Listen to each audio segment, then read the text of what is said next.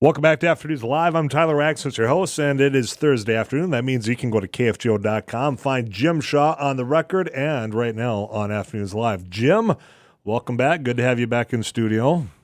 Always good to be back in the studio with you. This column you got this week, it's pretty eye-opening when it comes to some public school districts here in this area. Things that, when I hear of this school district that I'm going to let you describe, I hear about the athletics and how great they've been doing, and well, it seems to have not been a culture of welcoming when it was going on during the actual classroom hours. Not at all. This is the first part of a two-part investigative report that I spent several months on about inside the Dilworth, Glendon, Felton School District. And it just started with one phone call to me, and then I started exploring, and then more exploring, and talking to more people and more people and more people. And finally, when you have so many people saying the same thing over and over again with different variations of what happened to them, I thought the public needed to know about it. There's some very inappropriate activities going on inside that district, especially treatment of the staff and of the buildings and of students. And this is the government. Our local school district is our local government. And this is something that you support with your tax dollars. It's part of your community.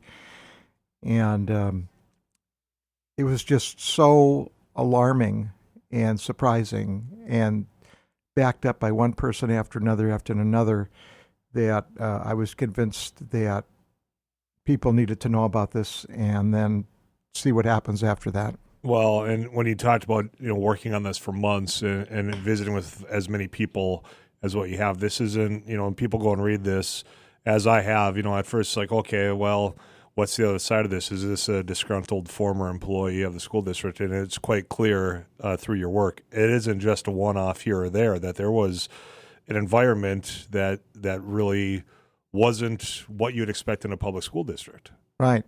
Especially tough environment on women. Tough on a lack of discipline of students. A tough environment when it came to protecting staff. The staff felt that they had no input. They weren't listened to. They were kind of shut down. You hear a principal who was attending meetings and had to listen to very sexist, inappropriate comments. Again, one thing after another that you just wouldn't expect to hear about in our public schools. And I was convinced this story needed to be told. And I give the teachers credit for telling me the stories, because I didn't use anonymous sources this week. I will use one next week because there's a victim involved. But they put their name to it, and they put themselves out there, and they may get some heat. But by putting their names out there, they give the stories more credibility. Yeah. And so you can't say, I'm just making it up, or who are these people? We know who these people are, and they have said what happened to them. And the public should then react in kind. Well, when I was reading through your column, which again is available at kfgo.com, it's Jim Shaw on the record, I noted that, okay, these are teachers, these are people, some of which still live in this community, willingly going public with this. And that's not always easy to convince somebody to do that, Jim. No, it's not. And especially when I talked to them, I said, okay, can I use your name? Yeah. I need your name. And they did not want to, but I said, I need it. It's gotta, there has to be a name attached to what you're talking about. And again, it gives the story more credibility. Yeah. And people in that school district will know who they are, and so can put a face to it. And I'm just wondering, how much of this was known in that district, or how much not? Did the school board know some of the stuff going on? Probably not. I think the school board might also be surprised with some of the stuff next week. But again, Uh, the teachers, and one of them is a former principal, they all were very, very grateful to me that I gave them a platform. I gave them an outlet where they could tell their stories. So I felt if you're willing to put yourself out there and tell what happened to you, the least I can do is listen and write your story and send it to the public so everyone can know about it. When it comes to some of the incidences of, the commentary, especially directed towards women, there's also some of the infrastructure. I mean, there's a story about mice being in just routine daily, taking mice out. There's a photo, if you go to the article at kfjo.com, there's a room that was regularly 90 degrees, and how it's tough to learn in that environment, and still having all those police saying we got to do something and then taking forever for them to get done. My question is, are the people who were involved on the negative side of this, are they still at DGF district? Have they moved on? Have they been removed? Or is this a ongoing situation over there? First, to get back to what you're talking about, if things can happen in any classroom or in any building, you can get mice or some other infestation. Mm-hmm. You could have a heating problem. You could have a water problem. Things happen to all buildings. But the fact is that it took so long for them to address it and for them to repair it. And as far as the teacher who brought it forward, she complained about it, and she documented it, and she lost her job. She was fired, probably for complaining about that, and also for complaining about some other incidents that happened to her.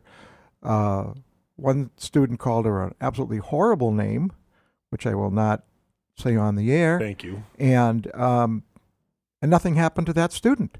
Well, that was pretty degrading and painful for this teacher to not be backed by her administration, right, when clearly something needed to be done.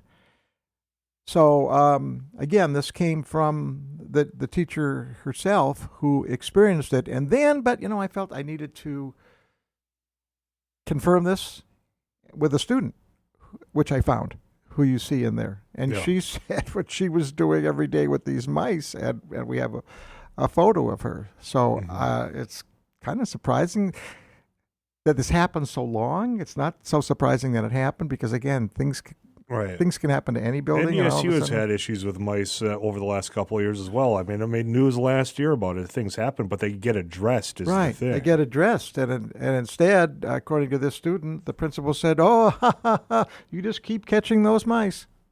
So back to that principal, is that individual still employed at the school district? Has there been a changing of the guard, or is that something that, because this is coming to light, might come down the line? The principal at that time, with the mice and the heat, is no longer there. Okay. But the current principal, there are three stories of teachers we have in today's column, and he was involved with the second one's complaints, and part of the group in the third, and then next week he will be the one who will have been involved in what I write about next week. So there definitely is a rift and a lack of communication and a lack of respect between the principal and the staff, the current principal and the staff. What I would encourage you to do is go and read through the direct comments from those teachers, those involved in Jim's column this week, because it's more that investigative approach, and you got to read those comments with your own viewership instead of you and I describing it. So kfjo.com. This is part one of at least two, you said. Of two, yes. Okay. I mean, this could mushroom into more, but as it stands now, next week will be a whole bunch of other different situations I will describe that happened to people that, again, I'm pretty sure will raise some eyebrows and get people talking about what happened behind the scenes in that school district. Okay. Jim, I appreciate the work you're doing. We'll get caught up on part number 2 next week, all right? Thank you. Look forward to it. Thank you. Jim Shaw on the record. Go there. You got to read it. You got to see those photos in this week's column. It's at kfgo.com. Jim Shaw on the record. And on Afternoons Live, which is what you're listening to right here on KFGO.